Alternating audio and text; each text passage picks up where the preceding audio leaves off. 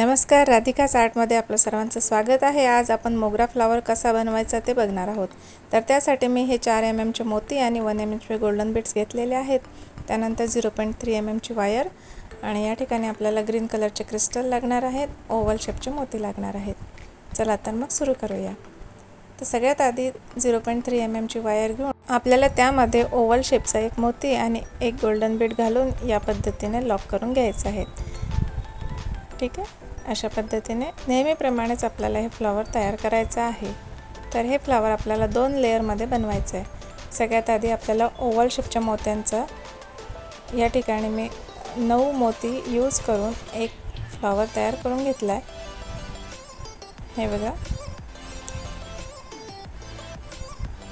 अशा पद्धतीने आपल्याला ओव्हल शेपचे मोती घालून आणि असे फ्लावर आपल्याला तयार करायचे आहे। ठीक आहे, सगळ्यात शेवटचा जो मोती आहे त्या मोत्यामधून पहिल्या मोत्याला असं लॉक करून आणि प्रत्येक 2-2 मोत्यामधून आपल्याला ही 0.3 mm ची वायर अशा पद्धतीने रॅप करायची। मध्ये अंगठा ठेवून आपल्याला हे करायचं आहे, म्हणजे आपल्या फ्लावरला व्यवस्थित सर्कल शेप येईल।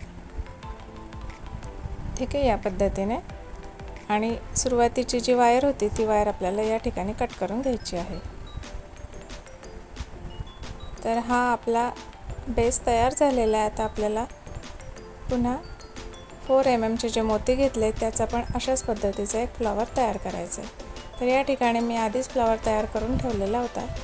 आता आपल्याला बरोबर मधोमध हा छोटा, आणि एक गोष्ट आपल्याला लक्षात घ्यायची आहे की खालचा जो फ्लावर आपण तयार केला तो हा वरच्या फ्लावरपेक्षा 2 किंवा 3 मोती आपल्याला त्यामध्ये जास्त ॲड करायचे आहेत। म्हणजे मी ओव्हल शेपचे मोती 9 घेतले आहेत आणि वरचे जे सर्कल शेपमधले आहेत तर ते मी 7 मोती या ठिकाणी लावलेले आहेत। आणि अशा पद्धतीने आपल्याला दोन्ही सर्कल जे आपण तयार केले आहेत तर ते दोन्ही पण फ्लावर आपल्याला अशा पद्धतीने अटॅच करून घ्यायचे आहेत।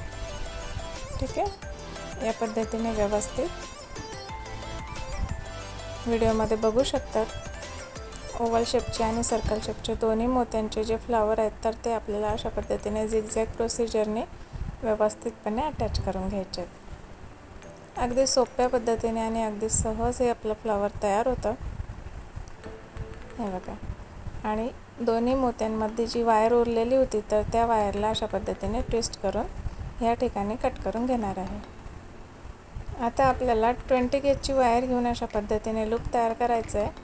जवळपास 3 ते 4 इंच वायर मी या ठिकाणी घेतलेली आहे आणि त्याला व्हिडिओमध्ये दाखवल्याप्रमाणे अशा पद्धतीने लूप तयार करायचं आहे। हा लूप एवढ्यासाठीच असतो की आपण जे फ्लावर अटॅच करतो तर ते वायरवर हलतात आणि अशा पद्धतीने जर आपण लूप बनवला तर ते हलणार नाहीत आणि व्यवस्थित फिक्स राहतील। ठीक आहे, तर अशा व्हिडिओमध्ये ज्या पद्धतीने मी दाखवते आहे त्याच पद्धतीने आपल्याला झिगझॅग पद्धतीने समोरासमोरचे मोती ह्या वायरला अशा पद्धतीने अटॅच करायचे आहेत। पोत घातल्यानंतर टोचणार नाही अशा प्रकारे आपल्याला ही वरच्या साईडला काढून घ्यायची आहे। आता ह्या ठिकाणी आपण वायर कट करून आणि प्लायरच्या साहाय्याने ती वायर व्यवस्थित हाईड करून घेणार आहे। अशाच प्रकारे आपल्याला दुसरा फ्लावर पण या ठिकाणी अटॅच करायचा आहे। ठराविक अंतर घेऊन आणि अशाच पद्धतीने आपल्याला लूप तयार करून घ्यायचा आहे। फ्लावर बरोबर लूपवर येईल अशा पद्धतीने आपल्याला मधोमध हा लूप तयार करायचा आहे। आणि आधीचा फ्लावर जसा आपण अटॅच केला त्याच प्रकारे आपल्याला हा मधला फ्लावर पण अटॅच करून घ्यायचा आहे। खूप सुंदर असं आपलं हे मोगरा मंगळसूत्र तयार होणार आहे। खूप छान दिसतो हा सेट। व्हिडिओ नवीन असाल तर प्लीज सबस्क्राईब करा। अशा पद्धतीने आपल्याला वायर हाताने ज्या वेळेला करता येत नाही त्यावेळेस प्लायरचा यूज करून पण आपण ही वायर अशी रॅप करू शकतो।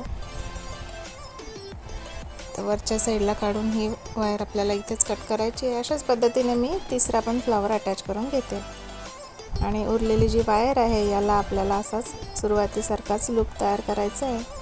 आता या ठिकाणी आपल्याला मंगळसूत्र अटॅच करायचं आहे, तर त्यासाठी 2 जंप रिंग लागणार आहेत। जंप रिंग ओपन करून ह्या पद्धतीने आपल्याला मंगळसूत्र अटॅच करायचं आहे.